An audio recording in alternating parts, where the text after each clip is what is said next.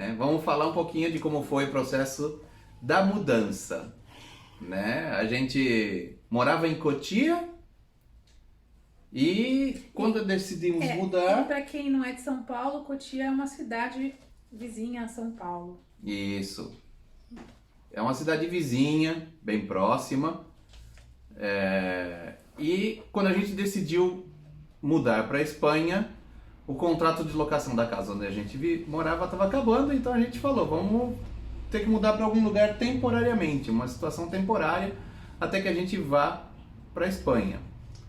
Onde vai ser esse lugar? Para nossa sorte, Meu irmão tem um apartamento no bairro da Moca, e aí ele ofereceu pra gente esse apartamento, umas condições boas aí pra gente ficar nesse período aí de transição. idas e vindas, alugamos furgão, Que assim, fizemos nós mudança. somos especialistas em mudança, né? A gente mudou da nossa casa para um apartamento, depois um apartamento para outro, aí depois do apartamento para Cotia, de Cotia para Moca e da Moca para cá. Então a gente já tá especialista em mudança. Exato. Só que é sempre uma aventura. Só que é sempre uma aventura. E essa não deixou de ser diferente. Teve algumas situações que ocorreram nessa mudança. Bom, estamos aqui no primeiro dia, na Moca. E já começa bem. Tá caindo o mundo, a chuva aqui tá forte. Energia que é bom, não tem. Estamos aqui no escuro, não tem energia nenhuma. Nada. E o caminhão de mudança provavelmente não vai conseguir descarregar nada aqui por causa dessa chuva. E já são 4 da tarde, só pode descarregar até às 5. Vamos ver o que vai dar essa aventura aqui.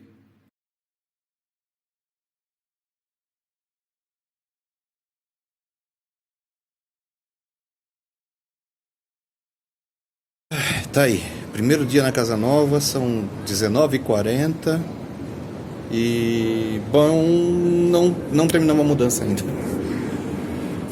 E aí, uma vez que a gente tava na Moca, aí sim, temos que começar a preparação para a mudança.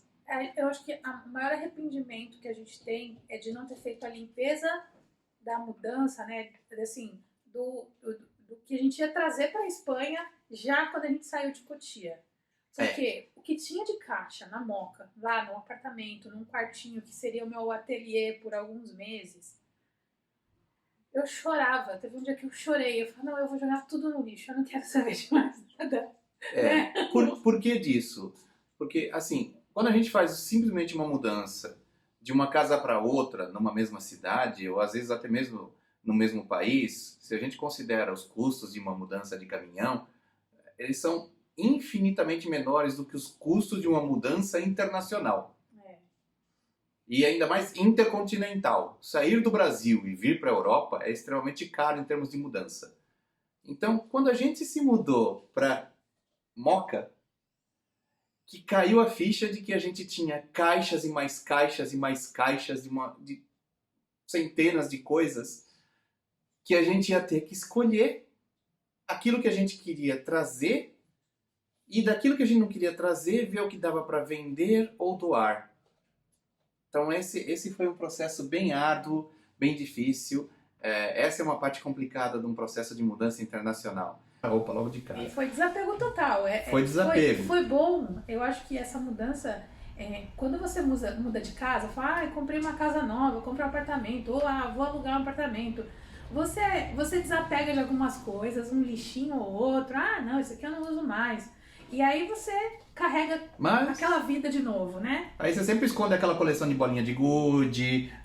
Isso, né? Sempre tem uma coleção, sempre tem uma camiseta velha que você guarda, sempre tem uma coisinha outra que você acaba guardando e tudo bem, você tá indo de uma casa para outra. Sempre dá um jeitinho, sempre tem espaço. Sempre cabe alguma coisa. Agora quando você vai mudar de país, de vida e você tem um espaço limitado, né? Nem é o espaço para o qual você está indo, é a questão do transporte físico. Exatamente. Se você não tem grana para bancar uma mudança grande... Exato. Então, você não vai trazer itens como televisão, videogame, uma série de eletrônicos, roupas de cama, uma série de itens desnecessários no processo de mudança, porque você tem que limitar bastante isso. Você tem que fazer uma mudança bem light. A gente fez uma mudança, a gente trouxe coisas com valores sentimentais, não com valores materiais. Exato. Então a gente trouxe lembranças, né? Coisas que... E o que a gente não trouxe e ainda está no Brasil, estão com as nossas mães. Algumas coisas mesmo que de valor sentimental ainda assim ficaram com as nossas mães. A gente deu uma dividida e deixou com cada uma alguma coisinha. E aos poucos a gente vem trazendo. Quem vem pra cá traz pra gente. E com a mudança planejada, organizada, o processo de trazer as coisas pelo menos definido. Bom, agora a gente tem que ver a questão de vamos pra lá? Vamos. E passagens? E a viagem? Como é que foi a viagem? Você conta a sua e eu conto a minha. Tá bom, a gente teve que dividir a viagem em 2 etapas, porque afinal eu iria vir primeiro para fazer toda a parte de documentação, procurar um lugar para a gente morar, fazer o aluguel de um apartamento, de uma casa, o que a gente conseguisse aqui. E então eu ia vir mais cedo e com essa situação, bom, vamos tentar economizar onde a gente puder economizar. Já que eu tenho bastante milha acumulada da época que pelo meu trabalho, né, pelo que eu fazia, eu costumava viajar muito, então eu vou de milha. E aí, viagem de milha, a gente vai como dá, para onde dá, no horário que dá, a gente faz, não dita muito as condições. Por milha, e a categoria que eu tinha, eu consegui trazer 2 malas de 32 quilos, mais a mala de bagageiro e mais uma mochila. E isso ajudou na mudança, então essa foi uma parte da mudança, eu que trouxe essa parte. E eu vim de São Paulo para Lisboa, cheguei em Lisboa umas 6 da manhã mais ou menos, algo assim. Depois eu fui pegar um trem de Lisboa para Madrid só à noite, então eu tive que ficar em Lisboa passeando, dando volta, só que eu cheguei na Páscoa, então estava praticamente tudo fechado. E até o acesso à sala VIP da estação de trem, que me permitiria ficar esperando com um certo conforto o trem que só sairia às 10 da noite, também estava fechada por ser feriado. Então eu não pude usar isso, eu tive que ficar num banco de pedra na estação normal lá esperando. As estações não são sujas, são limpas, mas de maneira geral o espaço em comum assim não é muito confortável para esperar 10 horas numa estação de trem por um trem. E também não dá para ficar numa lanchonete ou num restaurante sentado lá, né? Que o pessoal vai te expulsar. Não, além do que abriu, fechou enquanto eu tava lá, né? E eu fui com roupa de frio, esquentou, eu precisei comprar uma jaqueta leve, porque a que eu tinha era muito pesada. A gente se vira nos 30, né, nesse tipo de viagem. E aí chegou a hora de ir para pegar o trem que vinha de Lisboa para Madrid.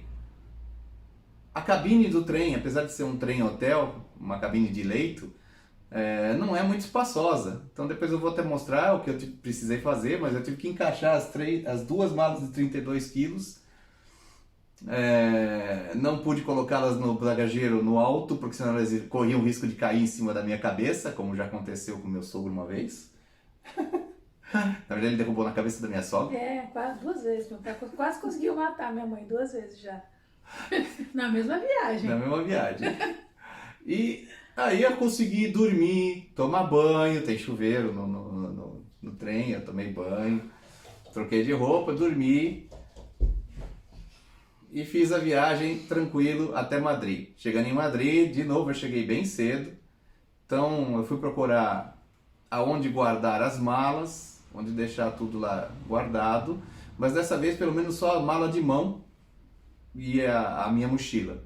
As 2 malas grandes não poderiam seguir viagem comigo no trem de alta velocidade, porque eles têm uma restrição de peso de malas. Eles têm espaço para colocar mala, mas é um espaço pequeno em cada vagão. Então se todo mundo inventa de levar mala pesada, grande para viagem, não dá certo. Voltei para a estação de Madrid, passeei um pouco, almocei conheci um dos pratos que a gente praticamente come toda semana, que é a salada russa. Saladinha russa. E fiquei lá, esperei, deu horário, aí peguei o trem bala, o famoso trem de alta velocidade, de Madrid para Barcelona. Foi uma viagem gostosa, fazia muito tempo que eu andava nesse trem. São 3 horas e meia de viagem, né? São 3 horas de viagem. 3 horas de viagem. Cheguei em Barcelona, peguei outro trem para vir de Barcelona até Martorell. Que é onde a gente mora.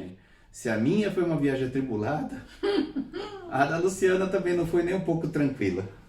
Então, ó, o Luiz, ele saiu do Brasil no sábado e com tudo isso, esses, né, pinga-pinga, vai pra lá, vem pra cá, chegou aqui na Espanha na segunda só, né, em Barcelona. Na Espanha ele chegou chegou na segunda, porque ele foi pra Portugal e, bom, então a viagem dele foi mais longa. Eu saí no sábado, cheguei no domingo. E aí chegou na segunda em Barcelona. Isso. Então, apesar da minha viagem ter sido também difícil, para mim o mais difícil não foi a viagem em si, o mais difícil foi ficar 10 dias sem ele no Brasil, tendo que terminar o resto da mudança.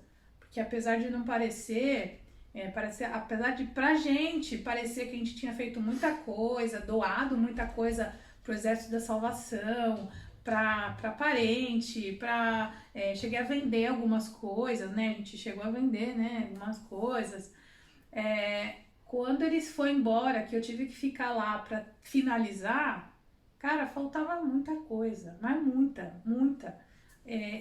Enfim, chegou o dia da gente embarcar. Só que um pouco antes da gente embarcar, eu descobri que os nossos assentos estavam sem marcação.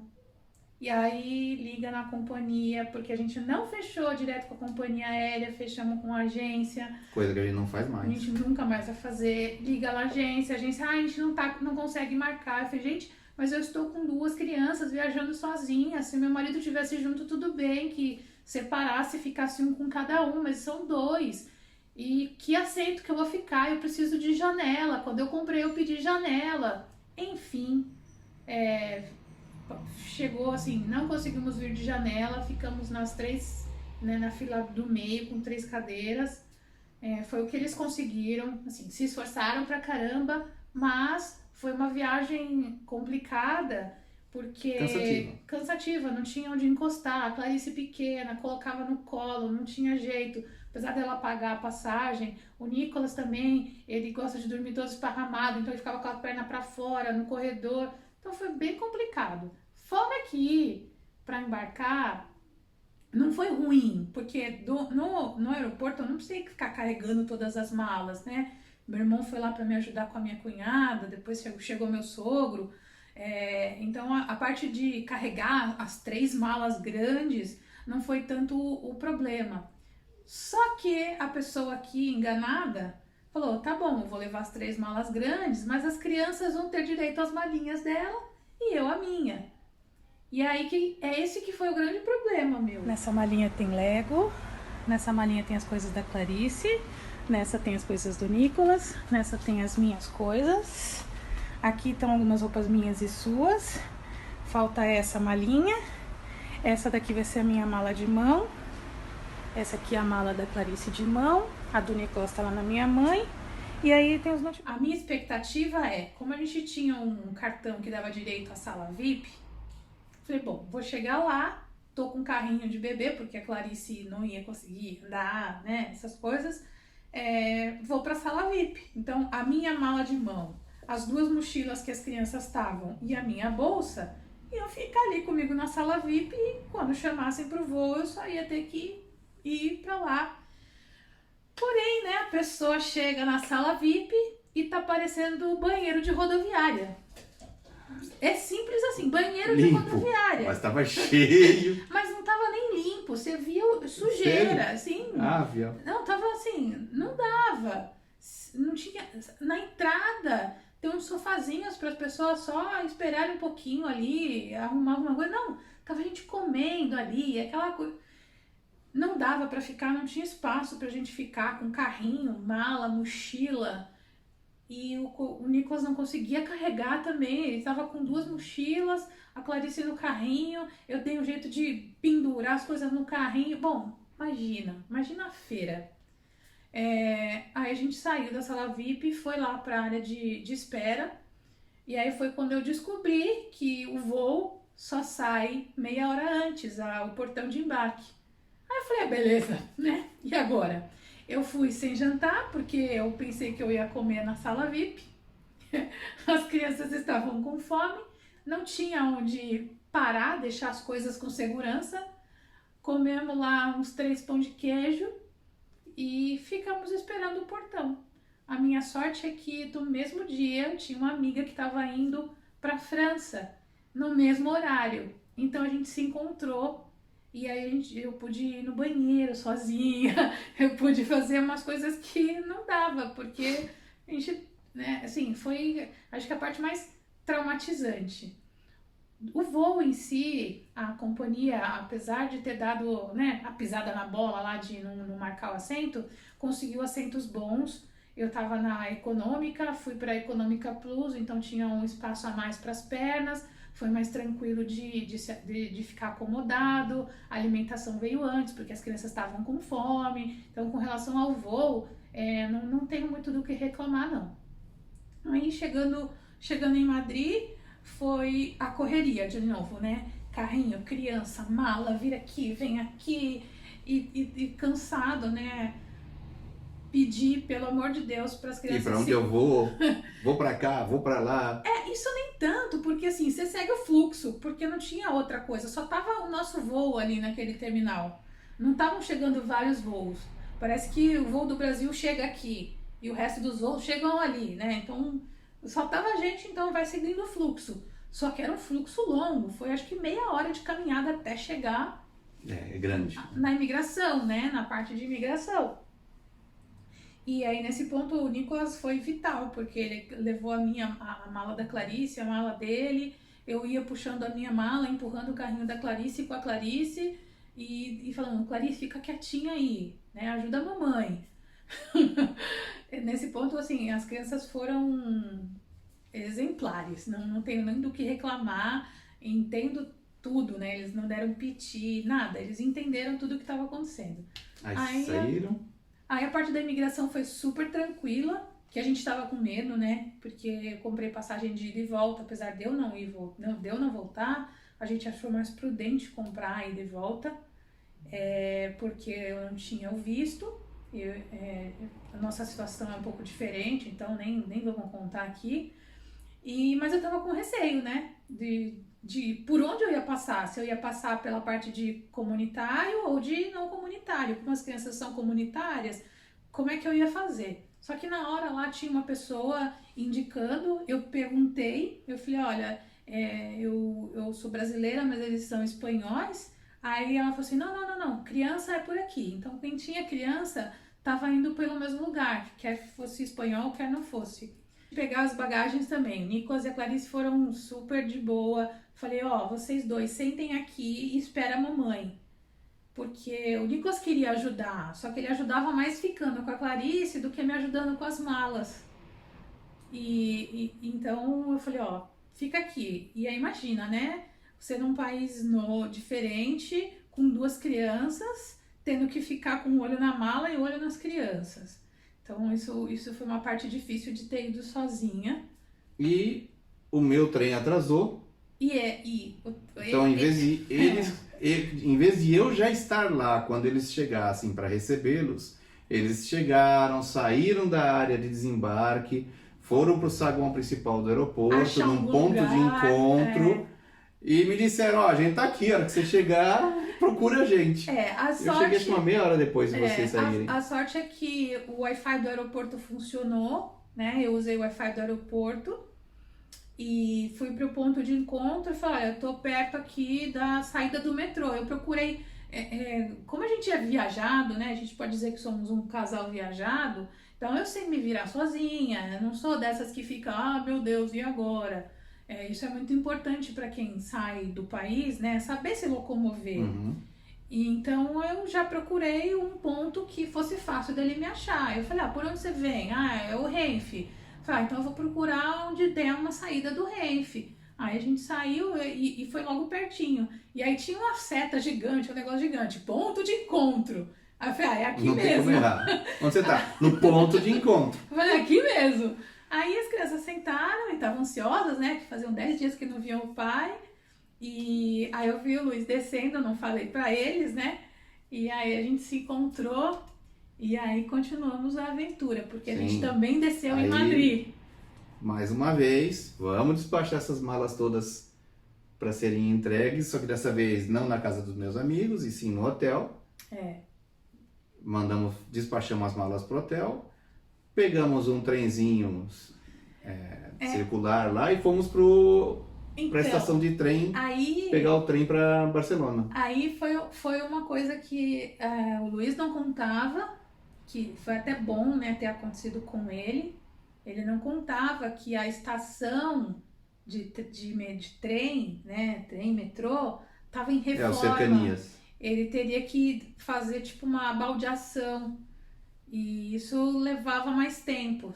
Ele não estava contando com isso, ele descobriu. No né? cenário normal, quando está tudo funcionando normal, tem um trem especial que sai do aeroporto de Madrid e vai até a estação Atocha de Madrid, que é uma estação de maior concentração de trens de alta velocidade e tudo mais. Esse trem estava em obras, o circuito dele estava em obras, então a gente teve que usar 2 trens de circulação normal, os 2 cercanias, mas tudo bem identificado, mapeado, mas foi mais fácil com eles, porque eu já tive que fazer isso quando eu cheguei.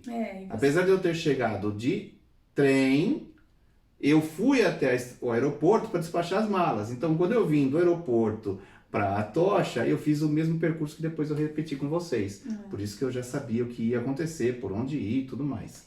Porque assim, a gente comprou passagens do trem, ia ser bem em cima da hora, né? A gente tinha ou às 5 ou às 7. Aí o Luiz falou, não, é melhor comprar a das 7, porque a das 5 vai ficar muito em cima. Teria dado tempo, mas tava todo mundo cansado, então deu tempo de chegar em Atocha, todo mundo comer, fazer uma refeição decente. Aí saladilha russa. Esperamos um pouquinho, pegamos o trem, deu tempo para um cochilar, o outro cochilando, não tô fotografando. Manda um beijinho. Pessoal. Manda um beijinho. Assim, ó.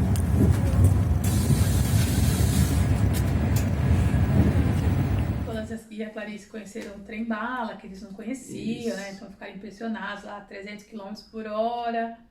E aí chegamos em Molins de Rei. Meu Deus. Uma parada intermediária, onde a gente ficou hospedado num hotel por... foram 10 dias. 10 dias. O aluguel estava praticamente já acertado, mas como a gente ia ter que fazer uma série de preparativos na casa, a casa estava nova. Mas de tão nova, tava suja, né? nem lençol tinha, nem toalha de banho, nem louça. Fora nem sujeira, né? O pó e sujeira, casa. e pó, e uma série de coisas tinham que ser preparadas. Então, aí vem a parte do estabelecimento. Bom, e aí? Não, antes do estabelecimento. Aí. Vocês imaginam uma pessoa chegar de São Paulo, né? Uma cidade super tranquila, não tem violência, não tem nada, né? Aí você chega numa estação de trem. O AVE saiu às 7 e levou 3 horas para chegar em Barcelona. Você chegamos às 10 horas em Molins de Rei. E aí o que acontece? Sai da estação, aí o meu marido tem uma noção de distância um pouco distorcida da realidade. Não é distorcida, é porque eu tava tão cansada que aí eu falei assim, não, é rapidinho, da estação de trem até o hotel São muito 4 rápido. quadras. São 4 quadras. Eu falei, pô, mas 4 quadras pra mim é muito. Mas tudo bem, até aí. Só que você sair de uma estação de trem, andar nas ruas a pé, pra mim é uma coisa assim... Gente, não, eu morro de medo. Com mala na mão. Eu vou ser assaltada, sabe? A sensação que eu tinha é de que alguém ia me abordar e ia me assaltar. Esse foi o primeiro choque positivo para vocês. Né? E aí eu tava com medo. Eu falei, você é louco? Por que a gente não pegou um táxi ou ficou... Aí eu falei, não vai ter táxi, eu fiquei revoltada. É logo ali, são 4 quadras. O taxista vai querer me bater se eu disser pra ele levar daqui lá. Eu fiquei, assim, revoltada. Fiquei muito brava mesmo. Mas aí depois, no dia seguinte, que a gente saiu do hotel e foi pra estação de trem, é que eu vi o quão perto era. Exato. Realmente, muito perto. Só que à noite, depois de uma viagem cansativa, na verdade... Não tinha ninguém na rua, mas não era perigoso. Depois de 10 dias bem cansativos, a viagem cansativa, depois o trem e tudo, descer numa estação, 10h30 da noite praticamente, não foi uma experiência maravilhosa. Não foi mas mesmo. Chegamos, né? Aí chegamos.